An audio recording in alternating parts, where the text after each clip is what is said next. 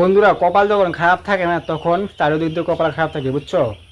এটা আমার poultry farm. আমি এখন পোলট্রি ফার্মে আছি। কালকে রাত্রে মোটামুটি 3টা থেকে আমার মুরগিগুলো আমার পোলট্রি ফার্মে আসছে। যেহেতু আমি কোম্পানির সাথে ব্যবসা করি, কোম্পানি থেকে পাখিগুলো আমার পোলট্রি ফার্মে পাঠাইছে।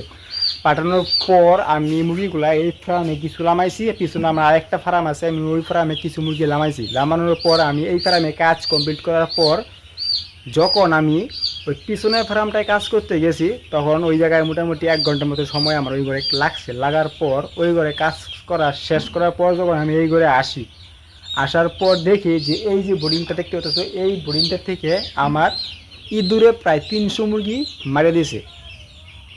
300 পিস মুরগি আমার ইঁদুরে মারিয়ে দিয়েছে 1 ঘন্টা সময়ের মধ্যে। এখন বিশ্বাস তো হবে না, তোমরা নিজের চোখে দেখো ভিডিওটা, মানে মুরগিগুলো যে মারছে ওটা তোমরা দেখো, তাই তোমরা বুঝতে পারবা যে সত্যি না মারছে। তুমি এই স্যাম্পল দেখো, যে এইরকমভাবে স্যাম্পল দেখো, যেদিকে নিচে আছে। আমি তোমাদেরকে পরে ভালোভাবে দেখাচ্ছি, তোমার ভিডিওটা এখন ভালো করে দেখো। এই যে বন্ধু মুরগিগুলো তোমরা দেখো ভালো করে, এই যে গামলায় যা আছে, গামলায় আছে মোটামুটি এই জায়গায় আছে 150 পিসের মতো। এই জায়গায় দেখো নিচে 50-60 পিসের মতো নিচেই আছে। এই জায়গায় দেখছো কতগুলো, আবার এই জায়গায় কতগুলো, এতগুলো মুরগি মারছে আমার। মানে আমার সব শেষ হয়ে গেছে। আমার এই লোডের যে বিজনেসটা, আমার এই লোডের বিজনেসটা একদম সব খতম হয়ে গেছে বন্ধু। বন্ধু, বিশ্বাস করো বা না করো, কিন্তু এটাই বাস্তব, বুঝছো? কপাল যখন খারাপ থাকে না তখন চারিদিক থেকে খারাপ থাকে। আমার আগের লোডটায় মোটামুটি 100 পিসের মতো ইঁদুরে মারছে মুরগি, ওই পিছনের ঘরটা থেকে মারছে। প্রায় 100 পিস মুরগি মারার পর আমি 12,600 টাকা আমি ড্যামারেজ দিছি অফিসে।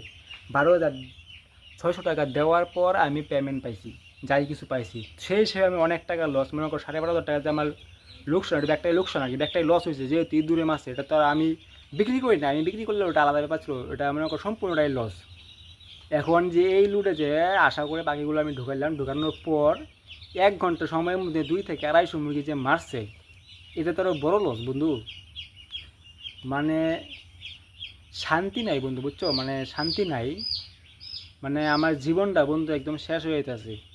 মানে তোমাদের সামনে ভিডিওগুলো তুলে ধরি, কারণ ফেসবুকে যখন আমি পোস্ট করি তখন আমার পোস্টগুলো আমাদের গ্রামের লোকে, আমাদের পাড়ার লোকে দেখে, আমার লজ্জা লাগে, ওই জায়গায় খারাপ লাগে।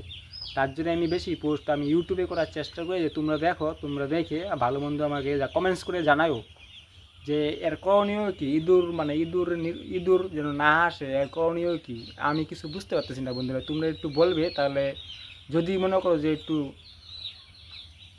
বাঁচতে পারি আর কি। টাটা বন্ধুরা।